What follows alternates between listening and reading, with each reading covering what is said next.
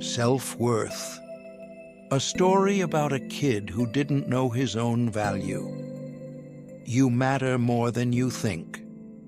All right now, come sit with me for a minute. Let me tell you a little story about a kid I once knew. A kid who didn't realize just how valuable he really was.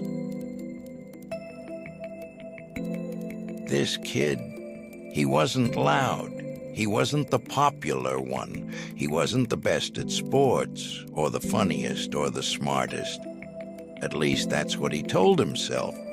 Every day at school, he'd slip into class quietly, sit in the same corner desk, and hope nobody asked him anything.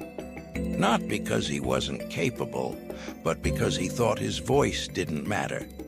He'd watch other kids laugh, joke around, get attention, and he'd think, well, I guess I'm just not that special. And those thoughts, they can get heavy, especially when you're young. He felt invisible, like a background character in his own story. One day, something happened. His English teacher gave the class an assignment. Write a letter to your future self. Most kids groaned and rushed through it. But this kid, he took his time. He wrote honestly.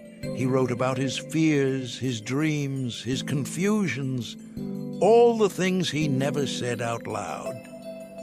A week later, the teacher pulled him aside after class, and she said something that stuck with him for the rest of his life. She said, "You see yourself as small, but you write like someone who carries the whole universe inside." She told him she saw thoughtfulness, depth, kindness, and potential, things he never gave himself credit for. And you know what? Nobody had ever told him that before. Not once. That moment didn't magically fix everything. Life isn't a movie like that. But it did plant a seed, a thought he'd never considered. Maybe there's more to me than I think. And slowly, very slowly, he started showing up differently. He raised his hand once in class. He talked to someone new during lunch. He tried a hobby he always assumed he'd be bad at.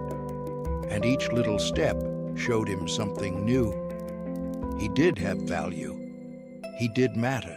It's just that nobody had ever told him, including himself.